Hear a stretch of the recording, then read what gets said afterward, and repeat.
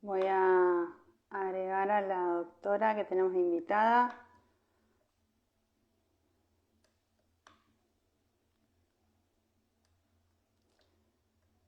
A Silvina. Sumando. Y bueno, ahí ya le invité a la doctora Silvina Santoro. Así que, Hola, ¿cómo están?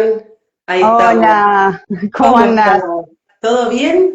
Todo bien, bien. Bueno, perfecto que te Bueno, pudiste conectar enseguida y que sí, estaba ahí esperando, ahí me apareció, así que todo buenísimo. bueno, buenísimo. Ahí comentaba que esperamos unos minutitos para que se vayan sumando y 2 minutitos Buenísimo, más y arrancamos. Así que bueno, genial, espectacular. genial, genial que te pudiste sumar, Silvina. Así que 1 millón de gracias. No, al contrario, gracias por la invitación y gracias por el tema, pues está buenísimo también poder hablar un poquito de esto. Sí, además que bueno, es también, digamos, la idea de, digamos, que con la que empecé, digamos, a hacer los vivos es eso, visibilizar y también poner, digamos, dar información, digamos, sobre a veces temas que quedan ahí un poco sin tanta, digamos, sin tanto Difusión. conocimiento, claro, Sí, sin tanta totalmente. difusión, o que se conoce a medias, o que hay tanta información que a veces uno no sabe bien qué realmente es importante y qué no. Y cosas que hacen mucho a la llegada de las personas a la consulta, más allá También. de lo que son una alteración en el laboratorio y demás, así que está buenísimo poder hablar de eso. Sí, sí, perfecto, perfecto. Así que bueno, ahí veo que se están sumando, así que bueno, gracias a todos los que se están conectando. Les comento que bueno, en el transcurso de la charla, si quieren ir haciendo preguntas en la parte donde dice agrega un comentario, pueden ir haciéndolo y vamos a ir transmitiendo esas dudas o esas consultas. Lo mismo cuando termina la charla también, o bueno, lo que quieran ir dejando, y después también como queda grabada, si quieren hacer preguntas luego, también vamos a estar a disposición. Así que bueno, voy a ir dando un inicio al vivo de hoy. Bueno, estamos hoy con la doctora Silvina Santoro. Ella es médica especialista en endocrinología, es directora del posgrado de obesidad de la Universidad Nacional de La Plata y está certificada en obesidad por la Federación Internacional de Obesidad, ¿sí? Y así que hoy vamos a charlar del tema de obesidad y estigmatización. Así que bueno, contanos, Silvina, digamos, porque fue variando mucho también como uno, digamos, en la parte médica, cómo uno define lo que es la obesidad. Y bueno, van cambiando, como todo en medicina, vamos actualizándonos y van cambiando Sí. también un poco las características o los conceptos que tenemos sobre qué es la obesidad y también, digamos, la relevancia que tiene hacer el diagnóstico en cuanto a la salud. Perfecto, sí, va cambiando y por suerte, ¿no? Porque cuántas veces nosotros nos encontramos que por ahí en charlas o en encuentros con pacientes hace años teníamos conceptos distintos y el hecho de poder cambiar y de repensarnos es buenísimo. Y el criterio de diagnóstico de obesidad varió mucho, tan es así que hace algunos años se planteó poder cambiarle el nombre, hablar de Bien, adipostopatía. ¿Por qué? bien, Porque esencialmente la obesidad se define por el aumento de tejido graso, sobre todo un tejido graso visceral, inflamatorio, y ese tejido graso es el que condiciona muchas cuestiones de salud.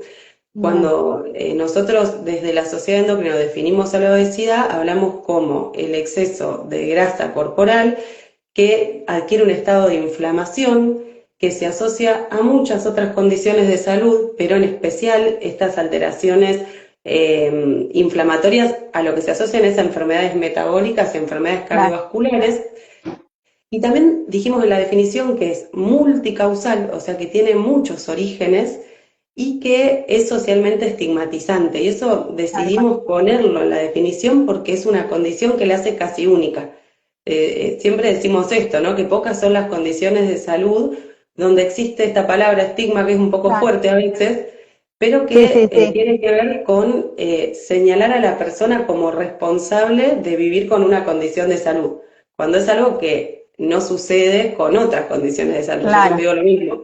Nosotros no le decimos a la persona que vive con hipotiroidismo por una decisión, sino que hay un montón de Sí, condicionantes de factores. genéticos, medioambientales, estrés, que incluso el estilo de vida, la alimentación y la actividad física pueden condicionar que un hipotiroidismo se termine de desencadenar o no, y con la obesidad pasa lo mismo, ¿no? Entonces, hoy por hoy tratamos de no reducirla al peso y la estatura. Bien, Vos seguramente, May, como muchos de nosotros, a lo largo de muchos años definíamos a la obesidad y a los grados de severidad de la obesidad por el peso en relación a la estatura, que es el claro. famoso índice de masa corporal. Sí, que era eso lo que teníamos, digamos, lo que generalmente el Exacto, médico hacía y bueno, era como la definición exclusiva, por así decirlo. Esto de, digamos, tal esto que vos cual. estás mencionando de la disopatía y el estado inflamatorio, bueno, que obviamente está relacionado y es lo que conlleva todas las complicaciones de salud que están asociadas. Bueno, eso no se No se planteaba. tomaba en cuenta, tal cual. Y hoy sabemos que este índice de masa corporal sirve un montón a nivel de la población general, porque nosotros, por ejemplo, en diferentes poblaciones, países, regiones, podemos decir que nos sirve tener esos datos para saber riesgos de mortalidad, que sería riesgo de enfermedad y de mortalidad. Es una buena medida, es sencilla, es económica y nos da un indicio de mortalidad. Pero a nivel de la persona, como individuo, se queda corto en un montón de esferas, porque, por ejemplo, no nos dice ese peso cuánto es masa grasa, masa muscular, cuánto es agua, no nos distingue, por ejemplo, por edades o por diferentes etnias. Claro, Entonces, con el tiempo se fue buscando complementar el índice de masa corporal con otras determinaciones. Y algo muy sencillo es ver, por ejemplo, el perímetro de cintura, porque es un parámetro del tejido graso abdominal. Entonces bien, ahí uno puede estimar otros riesgos. Y otra cuestión muy importante que cada vez que hablamos del tema obesidad sale este tema, es ajustar ese índice de masa corporal por la presencia de condiciones de salud asociadas, que se llama comorbilidades. Entonces decimos, bueno, claro, ese peso, si nosotros vemos esa persona qué complicaciones de salud tiene, podemos tener una mejor visión, una mirada más integral de la persona, porque no es lo mismo que yo tenga un índice de masa corporal alterado, pero ninguna cuestión de salud asociada, o que sí las tenga. claro, Y ahí es donde nosotros hablamos de las 3 M de la obesidad, donde decimos, bueno, podemos tener 3 tipos de complicaciones. Las metabólicas, que son las que son más clásicas y todos conocemos, diabetes, presión, colesterol.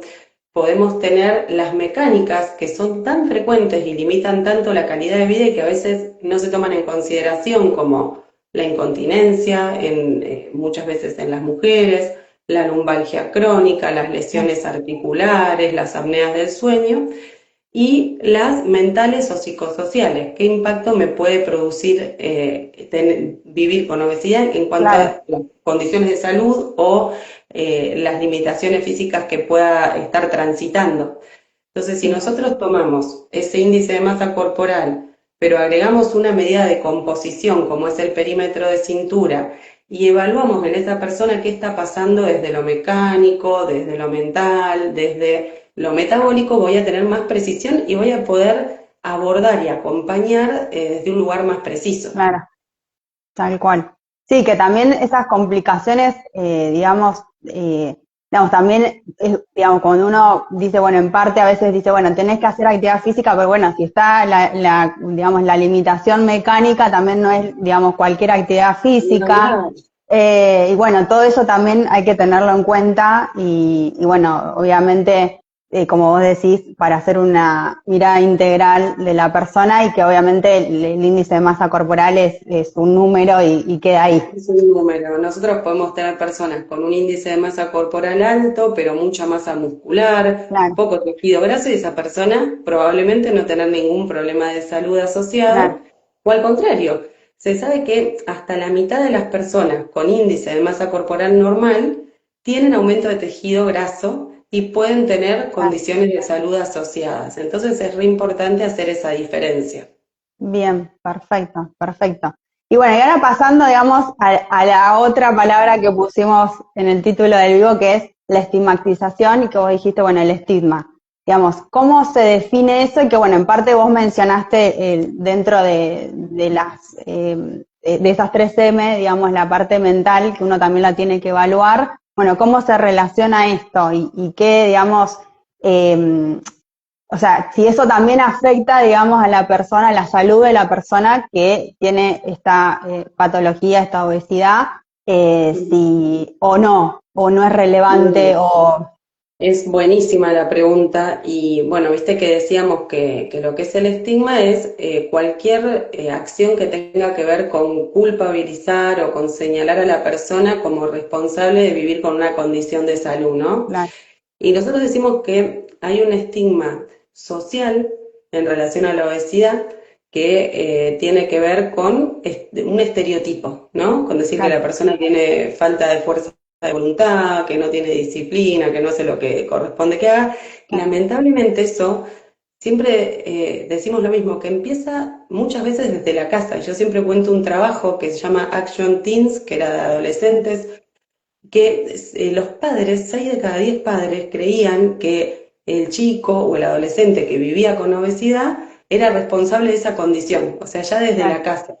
Y ni hablar de lo que tiene que ver con a nivel escolar, a nivel acceso a trabajos, ¿no? claro, Cómo eso puede limitar el acceso al trabajo. Entonces, todo este estigma social se va internalizando. Ese es el principal riesgo del estigma, que la persona de tantas veces de sufrir estas situaciones lo internalice, lo crea y que claro. eso evite un tratamiento. Y acá un tema no menor es el estigma médico, porque muchas veces somos los mismos profesionales de la salud cuando el paciente viene a una consulta donde por formas de comunicación o por indicaciones como tenés que bajar de peso, tenés que empezar a hacer actividad física y sin preguntar si la persona ya por ahí lo viene haciendo Capaz y que lo ya, viene claro, sí, trabajando. sí, y capaz que, o sea, ya tiene una Pero, rutina, tiene el profesor, o exacto, sea, el grupo con el que va a hacer la actividad física y ya está con la nutricionista, digamos, ya tiene todo un totalmente. camino recorrido que, bueno, como Es vos el decís, tema sí,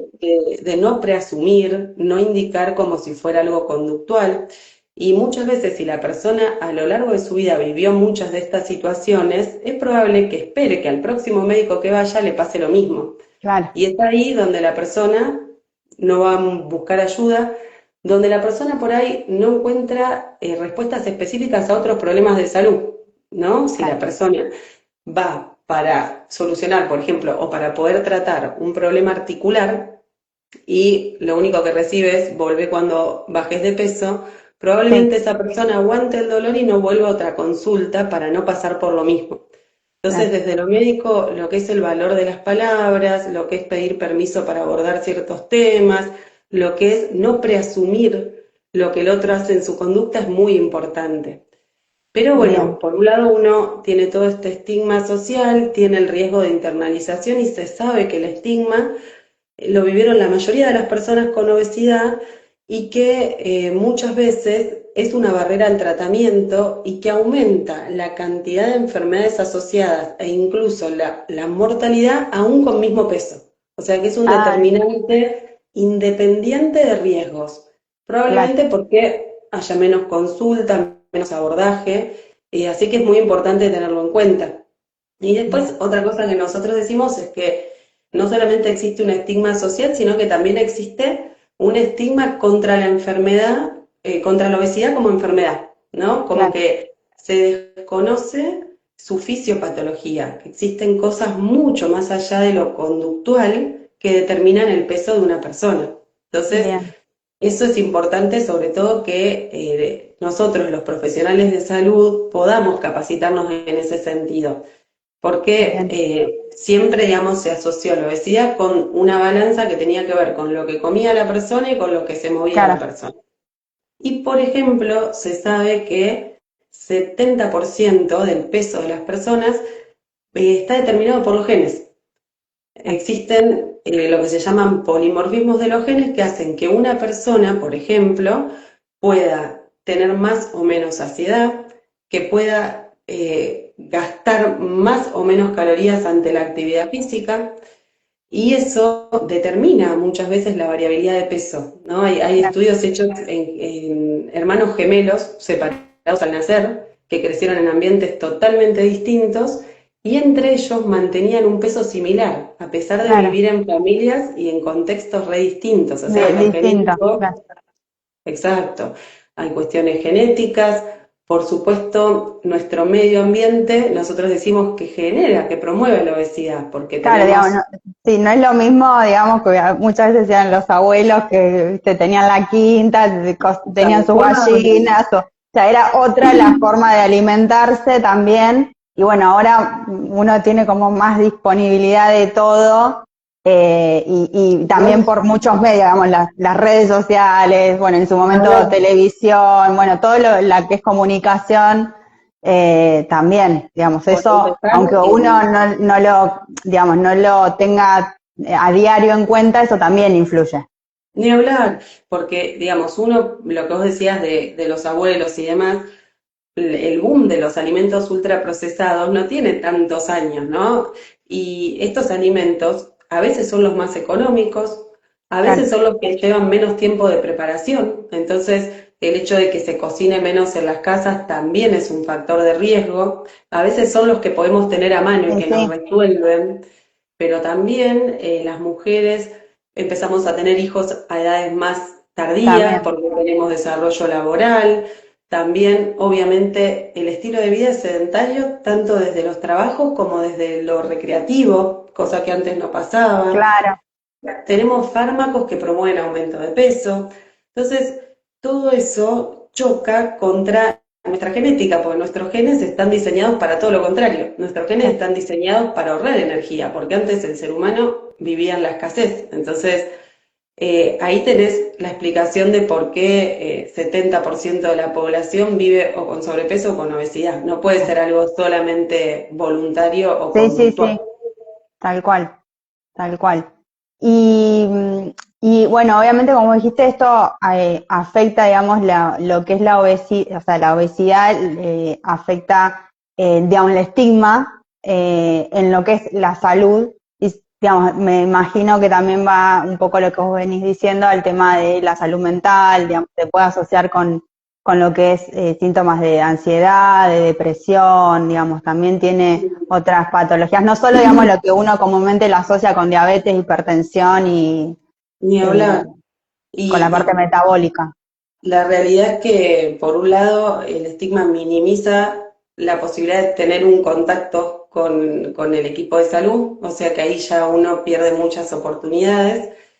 Y por otro lado, como vos decís, tiene un impacto psicológico muy grande y de hecho se asocian más tasas de ansiedad, de depresión, y todo es un círculo vicioso porque cuando yo estoy atravesando esas situaciones desde lo emocional, puedo tener más episodios de hambre asociado a emociones, puedo tener también menos posibilidad de hacer actividad física o menos Claro, posibilidad de sentirme muy expuesto ante la actividad física.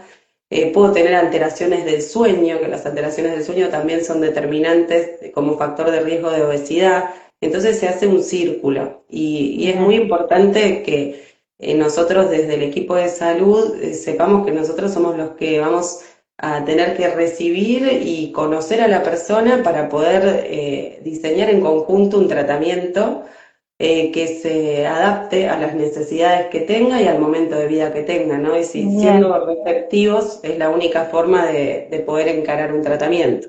Bien, ¿y hay algunas estrategias o digamos algunos tips o algo que digamos que podamos tener los médicos, digamos que atendemos pacientes como para, digamos, tener en cuenta el diagnóstico y para abordar también, digamos, el diagnóstico, abordar a la persona y bueno, obviamente como vos mencionaste, hacer una atención integral de esa persona que tal vez viene a consultar por otra situación, pero bueno, nosotros también en la evaluación general hacemos el diagnóstico de obesidad. Mira, hay una estrategia muy validada desde hace muchos años y que siempre utilizamos son las guías canadienses de abordaje de obesidad que hablan de 5A. Y la primera Bien, A es preguntar. Y preguntar tiene que ver con pedir permiso para abordar ciertos temas, con ser empáticos en ese sentido, con preguntar sobre la historia de esa persona, sobre también la historia de su peso, qué situaciones en su vida determinaron cambios en el peso. Eso nos bien, va a permitir también después pasar a la segunda A, que es tratar de determinar de hacer en inglés, tratar de sí, determinar no solamente el peso, la estatura, perímetro de cintura, sino también qué perfil de estas 3M tenemos, de bien, determinar qué motivación tiene la persona, y eso es muy importante.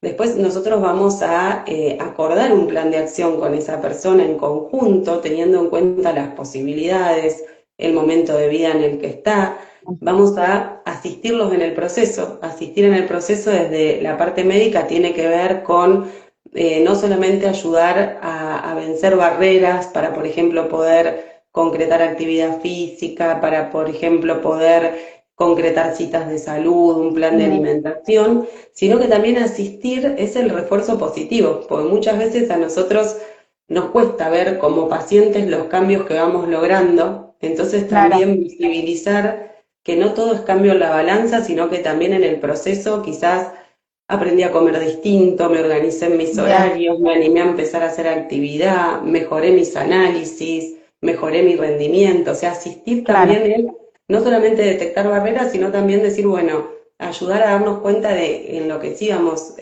avanzando. claro, Así que eso es sumamente importante. Y bien, dentro de las cosas a explorar, hace poquito en el posgrado tuvimos una charla con un psicólogo que es un genio, la verdad, súper generoso en cuanto a lo que es abordaje de las enfermedades crónicas, y él decía que uno va a buscar la motivación y va a buscar un claro. objetivo. Y para que ese objetivo sea coherente, tiene que ser un objetivo que sea posible. Si yo me pongo una meta muy alta que no puedo cumplir, me voy a Sí, frustrar. como en todo, digamos, que uno Tal cual, pretende en tal cual. Y cualquier eso cuestión, me parece, pero sí, sí, es real. totalmente. Y eso no quiere decir limitarnos, sino quiere decir por Claro, ahí pensar en etapas. Decir, bueno, claro, ¿qué me puedo plantear a corto, a mediano o a largo plazo? tal Y que cual. este objetivo, aparte de ser posible, sea un objetivo significativo para mí, ¿no? Claro, Porque por ahí la motivación, uno tiene que tratar de correrla ese foco de la balanza y decir, bueno, me motiva a tener mejor rendimiento físico para hacer un viaje, para estar con algún familiar, me motiva mejorar mis análisis para no recibir medicación. claro. La motivación es de la persona y nosotros tenemos que ayudar a encontrar esa motivación y a diseñar Bien, objetivos que sean realistas. bien, bien. Perfecto, perfecto. Bueno, buenísimo. Ahí si quieren hacer preguntas, porque bueno, estamos todos así, yo estoy muy expectante como el resto de escuchando a Silvina, así que si quieren hacer preguntas, dudas, lo que haya, escríbanlas que para eso hoy la tenemos acá y hay que aprovechar. Así que bueno, bárbaro, bárbaro todo esto que nos mencionás. Y bueno, nada, como último, así como pedirte, como para ir cerrando, como un breve resumen, así como que nos hagas para que quede de lo más relevante de obesidad y estigmatización, como para nada, ir finalizando y obviamente agradecidísima de que te hayas sumado. No, al contrario. Bueno, la verdad que es un temón como para Sí, resumir en cortito, pero creo que lo más importante es tener en cuenta que lo que es discriminación y estigma no ayuda nunca, es una barrera al tratamiento que nosotros como profesionales de salud tenemos que aprender a abordar distinto, en una manera empática, respetuosa, y saber que la obesidad es una enfermedad muy compleja, con muchos determinantes, que de ninguna manera puede ser responsabilidad de la persona y que es importante abordarla en equipo, bien, pero también teniendo a la persona en el centro de la escena, ¿no? Que nos vaya guiando a través de su historia, de sus preferencias, de sus posibilidades, para poder abordarla integralmente, más allá de la balanza, e integralmente es mejorar las comorbilidades asociadas, mejorar la calidad de vida, mejorar la bien. salud psíquica también.